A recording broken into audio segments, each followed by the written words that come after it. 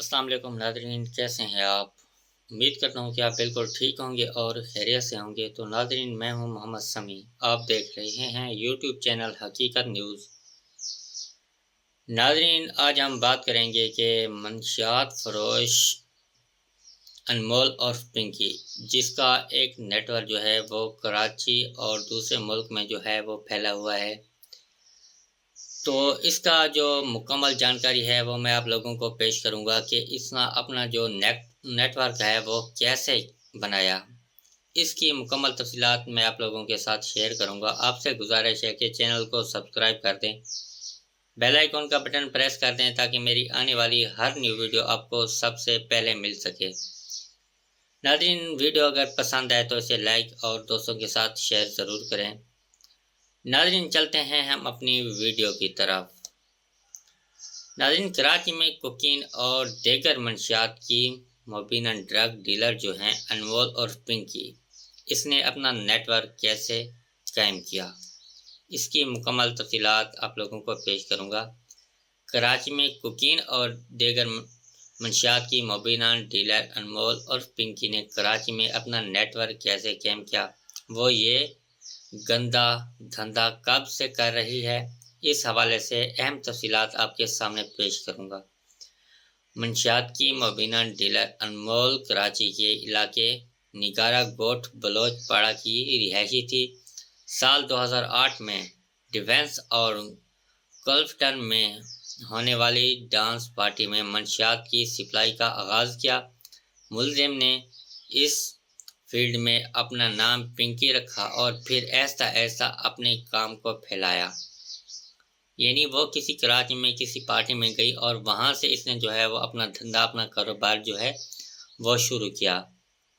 कराची में गुज़िश्ता साल अरमगान के सामने आने के बाद मुलज़मा लाहौर और इस्लामाबाद में रपोश रहीं और वहीं से मंशियात का नेटवर्क चलाती रहीं।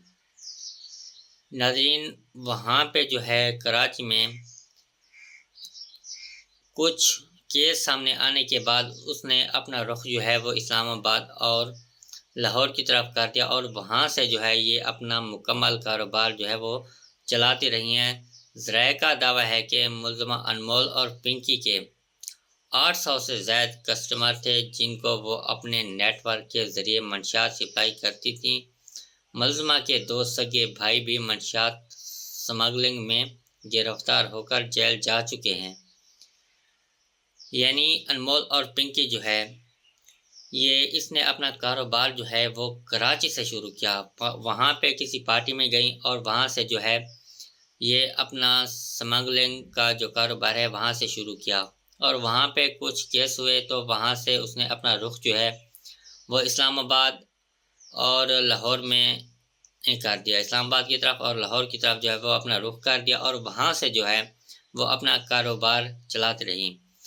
इसके नाज़रीन कस्टमर जो थे वो 800 कस्टमर थे और इसके दो भाई थे और जो इसी केस में जो है वो जेल जा चुके हैं और वो 800 कस्टमर के ज़रिए जो है वो अपना कारोबार चलाते रहें। कानून नाफिज करने वाले अदारों का बताना है कि मुलज़मा के ग्रुप में दीगर ख़वातीन और मर्द भी शामिल हैं।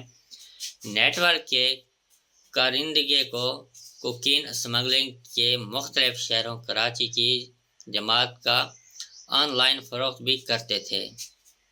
यानी वो जिस जगह भी काम करते थे और वो ऑनलाइन भी किया जाता था और ऐसे इसके पास जो कस्टमर थे वो 800 कस्टमर थे जो लोगों को मंशियात फरोश यानी स्मगलिंग करते थे। जो इनके पास मवाद होता था वो लोगों तक पहुंचाते थे।